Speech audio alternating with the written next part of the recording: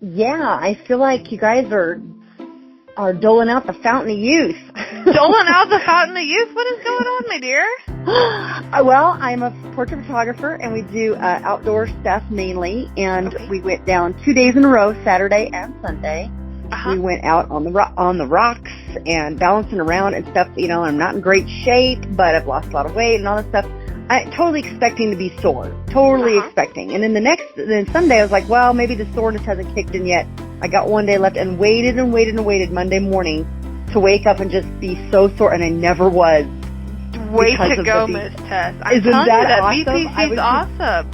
BPC. I always say it backwards. Anyway, it is. Yeah, it is awesome. And then the semaglutide peptide, my husband's still losing weight. We're both down 20 pounds. I think he's almost down 25 now.